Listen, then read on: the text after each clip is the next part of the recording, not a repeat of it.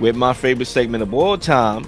We call it a take for 99, where we give you a very expensive take for a cheap price in all of sports. And Zach, I'm going to allow you to kick us off with your take first. Take for 99.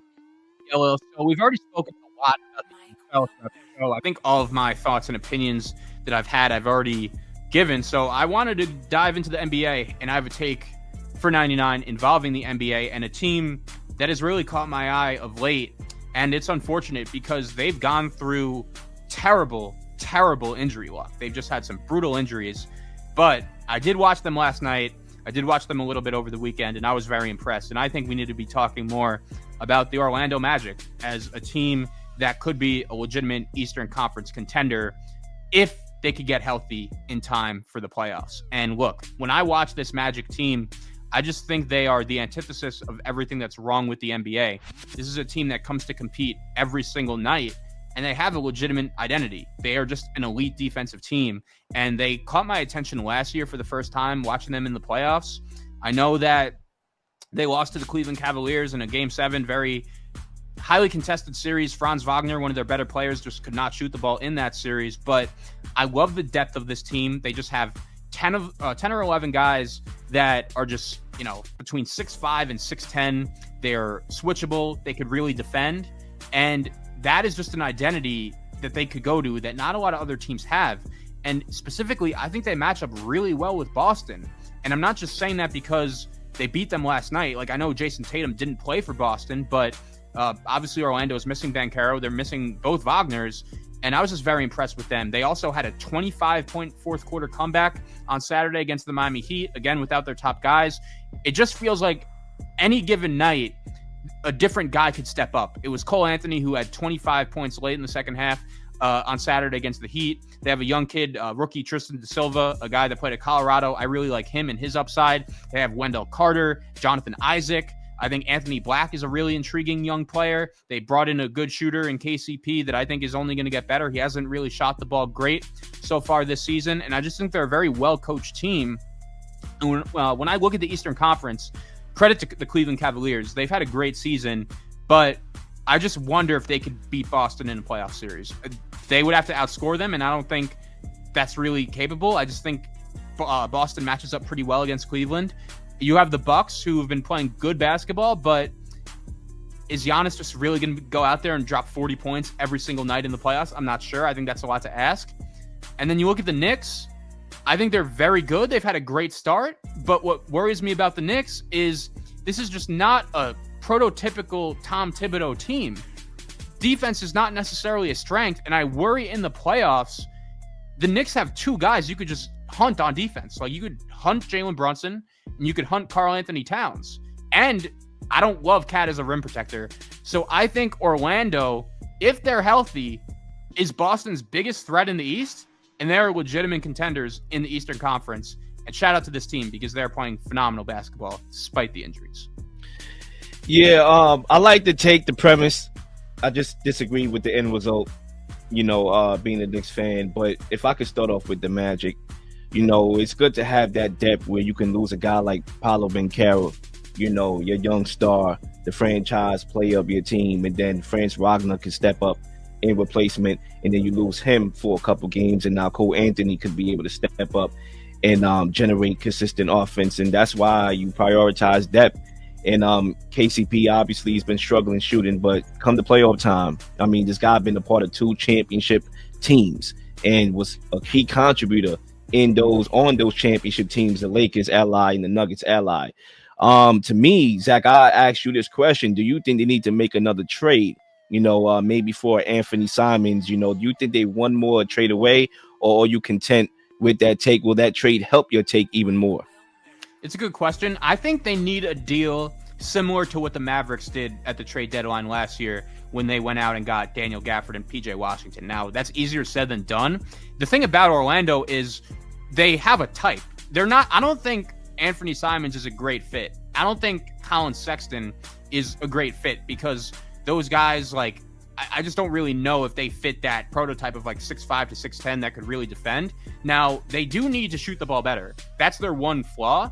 So if I'm them, I would maybe go after like a low-key under-the-radar guy like Jordan Clarkson. That's a guy that I've been wanting the Utah Jazz to trade for years. It's never happened. I think he's a guy that could really help a contender try to compete for a championship. But they have Jalen Suggs is another guy that I just love to watch that I didn't mention. This team is just so deep.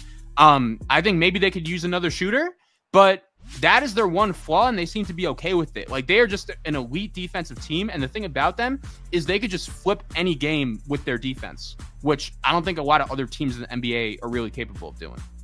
Yeah, man. Look, I predicted in my bold predictions that there was going to be a top 4 seed in the Eastern Conference, and right now I feel good about that. I think they're right up there now. As far as them being the biggest threat to Boston, I'm going to go with my Knicks.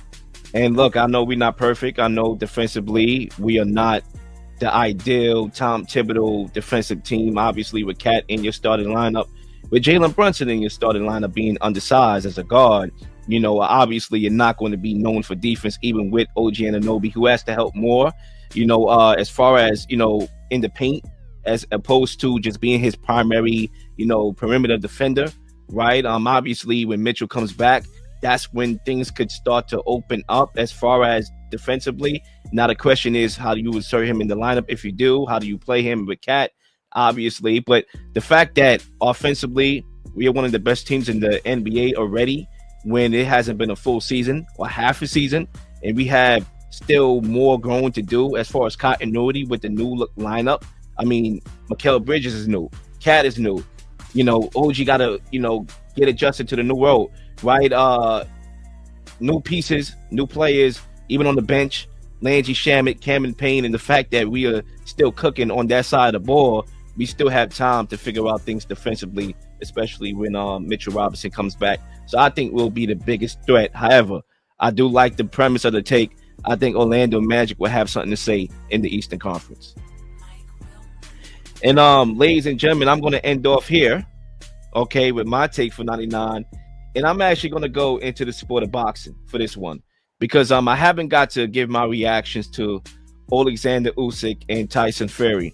I tried to do the episode. It didn't work out schedule-wise. So I'm going to give my take here. And this is my take for 99.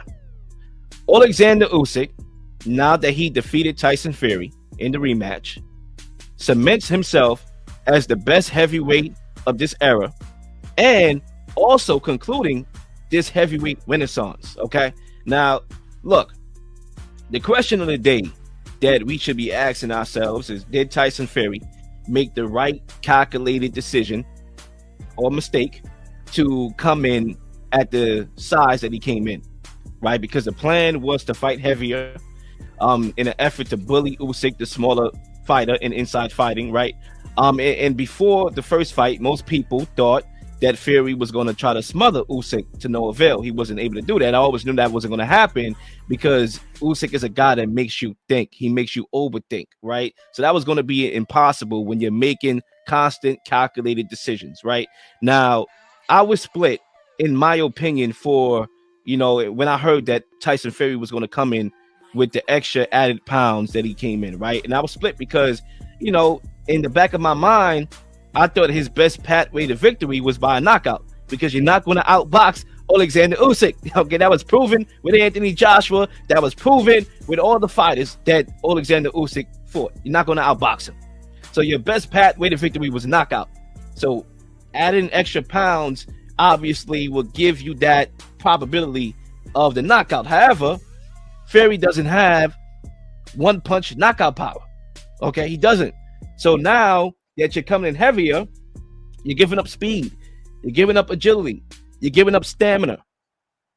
And Usyk has those things. Okay, so nevertheless, even with him coming, heavier, 55 pounds being the difference, he did have advantages, right? From size, from weight, from his trunks being that high, but no problem.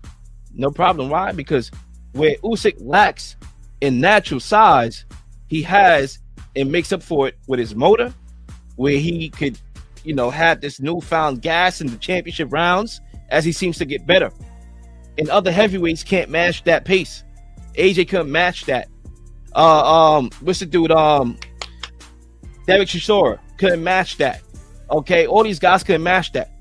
Right now, you have to give credit to Fury because he did some good things. I thought he accurately, pumped up the jab. He went to the body, an occasional uppercut, but Usyk was the more accurate puncher. He was throwing straight punches. Fury was not. He was throwing underhand punches. He was throwing backhand punches, and that's why Usyk was more accurate, landing 42% of his punches as opposed to Fury's 28%. Okay, but the reality is the heavyweight renaissance we experienced this decade, I hope we appreciated it, because Fury took the belt away from Klitschko in 2015 in Klitschko's backyard. All right, he went off the face of the earth, and then Deontay Wilder, with his thunderous KOs, brought back some excitement back to the division. AJ became the biggest star in the UK. Right now, AJ's done. Tyson Fury has nothing more to prove. Maybe AJ and Tyson Fury run up one more payday. They squeeze another payday as they go on their way to retirement. Or maybe Tyson Fury just hangs it up and do some WWE, do some movies, right? They have nothing more to prove. Now, as we end here with this take with Usyk, those guys weren't better than Usyk. Usyk has the best resume in boxing right now. All right, Usyk is now 23-0, and the only man to, other than Evander Holyfield, to hold both undisputed heavyweight title and the cruiserweight. Obviously, when he was a cruiserweight, he was undisputed, and he won the 2012 Olympic gold medal in London, while Holyfield earned bronze. All right, in Los Angeles in 1984. Usyk has cemented himself as the best heavyweight of this generation, and that concludes the heavyweight renaissance. And that's my take for 99 cents. I did catch a little bit of the fight. Tyson Fury, anytime he's in the ring, you know that everyone's going to be watching. Everyone's going to be locked in. I like the take. All right, ladies and gentlemen, that wraps up another episode of 99 Pod. I hope everybody enjoys their holiday. Zach, I hope you enjoy your holiday as well. And looking forward to being back here next week. Please like and subscribe for all the up-to-date content. You've been slinging shows left and right, slinging content left and right. Please don't miss anything. If you do, like, subscribe, leave a comment, leave a question, something you may want to answer, something you may have. All ideas are great ideas. Nothing's a dumb question.